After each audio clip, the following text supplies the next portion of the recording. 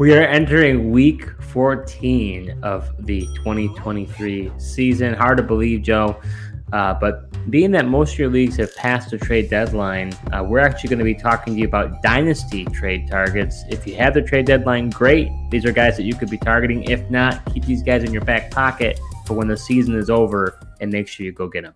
Hike! All right, Joe, so who is your first trade target to keep in mind going forward?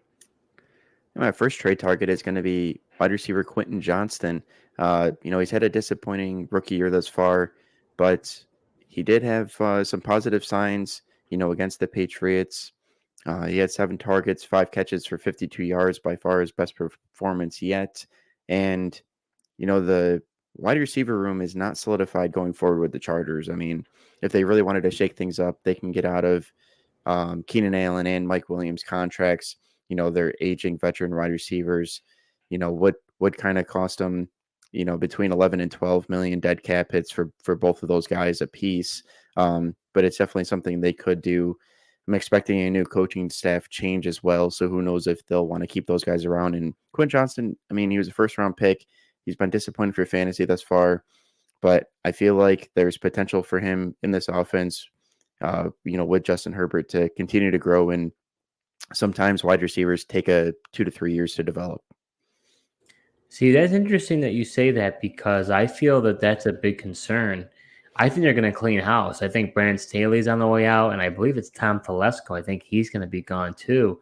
So when that was the old regime who drafted Quentin Johnston in the first round. So it's really, is he going to prove himself in camp with that new regime, whoever that head coach and GM is? There's no guarantee because it's not their guy. They could just say, see you later, I'm moving on from you. Yeah, it could, but I also don't think it's a guarantee that they get rid of the GM as well. I mean, it could just make the head coaching change. Yeah, I mean, it's hard to know, right? I mean, Staley, we know, is good as gone at this point. Yeah.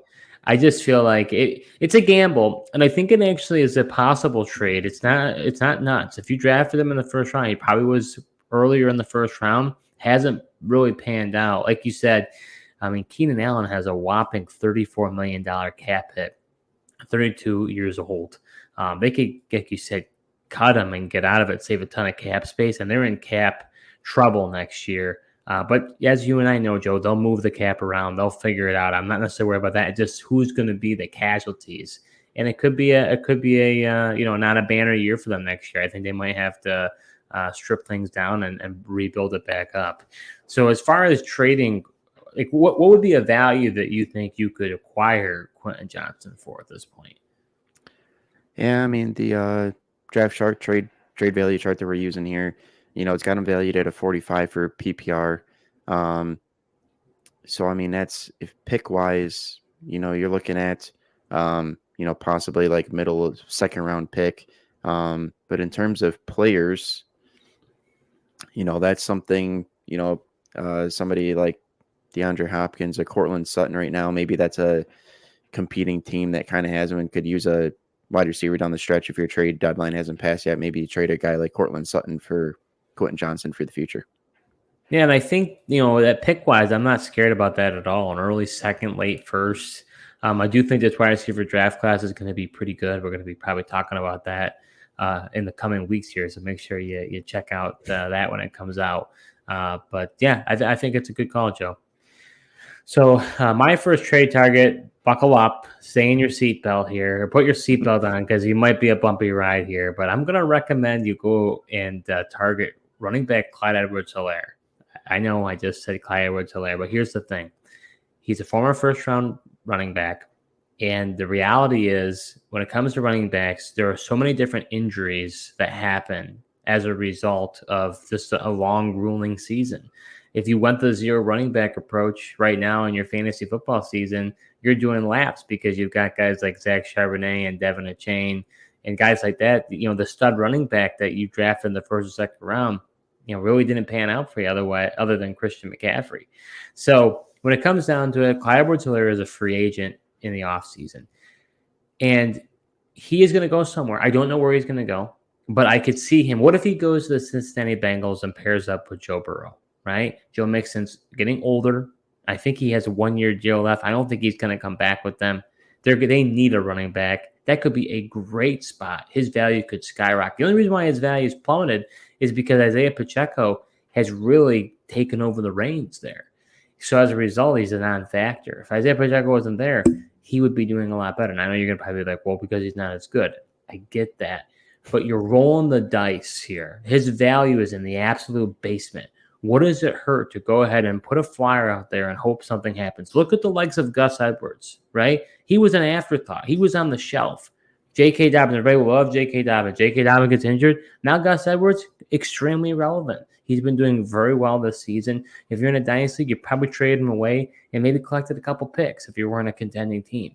So it's very possible that a running back can just get inserted into the starting lineup and become relevant again, in my view. And I don't see why Clyde can't do that. Based on the trade value chart, like I said, his value is in the absolute basement.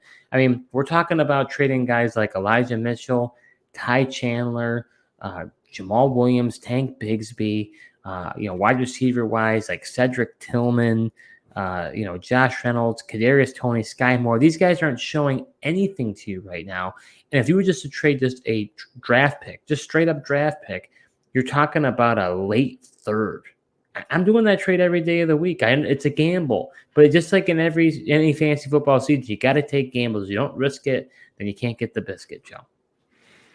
I get that. I don't know. I'd prefer to know where the location is, and then I think depending on even where he goes, he's not guaranteed to be the starter. He really hasn't shown much, of what he can do from a fantasy perspective or just at the running back position.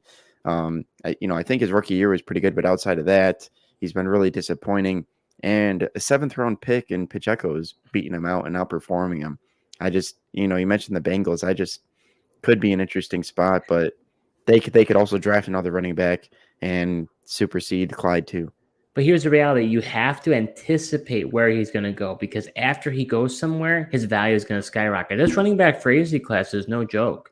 You got Barkley, Jacobs, I believe Henry, if I'm not mistaken, Joe Mixon. I mean, there are a lot of running backs. Clyde, he's going to get a prove-it deal for low money, and I think it could work out pretty well. These other running backs might have a hard time finding a deal. So it could be wrong, but to me, you don't got much to lose. Yeah, I don't know. I think, I don't know, for a third, I mean, you might be able to, I don't know who you could get, but you might be able to get a rookie that's more interesting.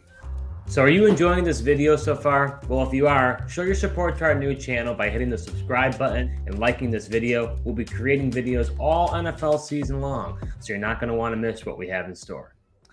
All right, Joe. So who is the next trade target that you are loving right now that you got to go get? Yeah, I'm going to go with Jordan Love. You kind of threw that in there with 11, but, I think the last few games he's figured something out. He hasn't thrown an interception, but he's had, over 100 passer rating. He's had a total of 8 touchdowns in his last 3 games as well. 1 game over 300. The other 2, pretty close to 300 yards passing. He's just looked a lot better. Feel like, Matt LaFleur has figured something out with Jordan Love, and I would assume that the Packers are going to go with him moving forward. They're still in the playoff hunt here. They're not going to have a high pick to go get a quarterback in this draft. So I think they'll bring Love back. And, we've seen the Packers kind of use this blueprint after Brett Favre. They had Aaron Rodgers. I'm not saying Jordan Love is Aaron Rodgers, but he's definitely seems like a capable quarterback, and he's surrounded by a lot of young talent at the wide receiver position. They got Christian Watson. Wicks has been making plays. Jaden Reed out of Michigan State, and Luke Musgrave, Tucker Kraft even making plays at the tight end position. So surrounded by a lot of young talent. I think he'll stay in Green Bay, and he's a guy that, again, I don't think you'll have to give up too much for. Got him listed as a trade value of a 30, which, just for a pick equates to a, middle 3rd round pick. So I think I'd be going to trade for him here. Yeah, I mean, interestingly enough, looking at the Superflex values, he's right around a 2nd and a 1st round pick, late 1st round pick. I think he's ascending. You have to watch what goes on throughout the season. It kind of reminds me a little bit last year of Justin Fields. Justin Fields was horrible for those first few weeks of the season. And I remember actually we did a trade in one of our dynasties, it was like a Jimmy Garoppolo for Justin Fields trade because the Fields owner needed a reliable quarterback because they were trying to make the playoff push. And Fields was just getting sacked all over the place, wasn't doing any good. All of a sudden, Fields just took this meteoric rise, started playing really well. And obviously, he hasn't transferred over to this season, but love seems to be turning the corner. This was such an impressive win. You are probably buying him at his highest value, but there could be that Jordan Love owner who says, I'm not buying it. Let me sell him right now. So it's not unheard of. I mean, that person, if there was a dynasty, they probably held on to him for a very, very long time. So that there could be a tough situation where if they really believed in the guy, that could be hard. But it doesn't hurt to kind of go out there and have those conversations and see what it looks like. Yeah, I think you at least got to test the waters and see what his value could be. Because, I mean, could be the Packers starter going forward here. And like I said, there's just a lot of young talent around him in this offense. And, with Matt LaFleur, I mean, the Chiefs, everyone thinks is a top 10 defense. And what he was able to do, Sunday night against the Chiefs was really impressive. I mean, without a doubt, he's the quarterback next season. I mean, and why would they have? I mean, he's just starting to show signs of life. He barely had this is his first full season, really.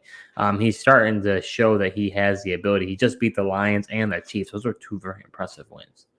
Yeah, they really are. And, the impressive thing is Justin Fields, last year was taking advantage of really good matchups, for him. And a lot of it was with his legs. But Jordan Love's, he's scrambling around to pass, and he's doing a lot of it via the pass. And it's now with those legs and, relying on that rushing baseline for him. So I like his potential going forward. So my second trade target for you to monitor heading into the offseason, I'm not going for him now, is wide receiver Jaxon Smith-Njigba. It's a guy, Joe, that you and I both really liked coming into the draft class. Both felt that he was the best receiver in the class, but you and I are firm believers in where is the location. Location does matter, and him going to the Seahawks was not an ideal location, and we're seeing that he has not been as impressive as we thought. So he's been somewhat of a disappointment, but I feel like he's kind of starting to turn a little bit of a corner within the past 2 weeks here. Jaxon Smith-Njigba, the target wise, we're talking. DK Metcalf has the most targets at 17, but Jaxon Smith-Njigba's at 14 and Tyler Lockett's at 13. With DK Metcalf having 9 catches, Jaxon Smith-Njigba 9, and Tyler Lockett 8. Joe, I know you and I disagree on this. I think that I'm with McCauley here, Terry McCauley. I think that was a touchdown for Jaxon Smith-Njigba. But nevertheless, even if it isn't, he's getting these looks. He's looking really good in his route running ability, which is his calling card. That's what we expected out of him. I personally did a trade for him recently. I traded a late first and a late second. I got a third back. I want to say a fifth back. Then is a salary and contract thing. So I took on Daniel Jones, which is a bad contract. But I was willing to do it because these first and second round picks, these are late picks.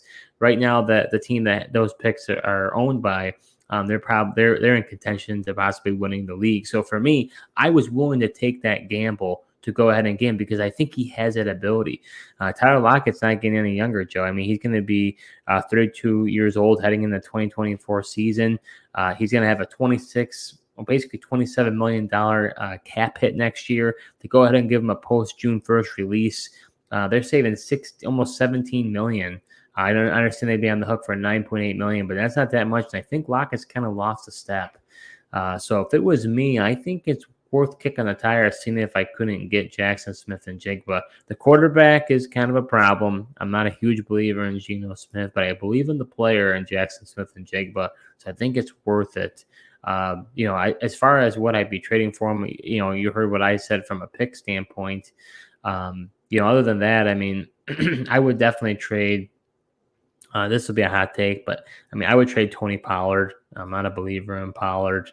We've already seen the combination with him and Rico Dowdle. Any injury with a running back, that could really hurt you big time.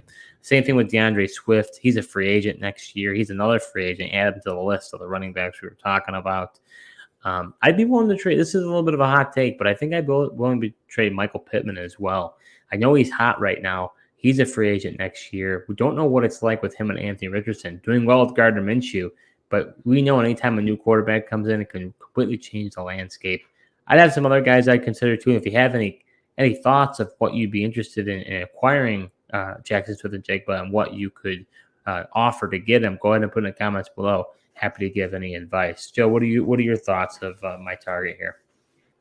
Yeah, no, I like this one. Unlike your Clyde Edwards-Helaire call out, but I definitely agree with Jaxon Smith-Njigba. We knew his rookie year could be kind of bad. It wasn't the best landing spot in Seattle because Metcalf and Tyler Lockett are there. I do agree with you. Lockett really hadn't shown signs of slowing down, but he finally is this year. I feel like production just hasn't been there. I know Geno Smith has been, inconsistent this year as well, but just watching Lockett, he just doesn't seem like that same, player. And now we're seeing later in the year here, Jaxon Smith-Njigba's role in this offense is growing, and Pete Carroll in this offense is trusting him more, and he's getting more of those deep looks. And more of those, I feel like the Tyler Lockett plays that we're used to seeing is now going to JSN. Absolutely. So that does it for our Week 14 trade targets, the Dynasty edition. We talk about Dynasty quite regularly throughout the season. It's been more redraft focused, but if you play in Dynasty, we're going to be doing some content here starting now and going forward. So make sure you go ahead and subscribe and hit that notification bell. We'll be back next week to go over Week 15 trade targets. Thank you so much for watching, and until next time.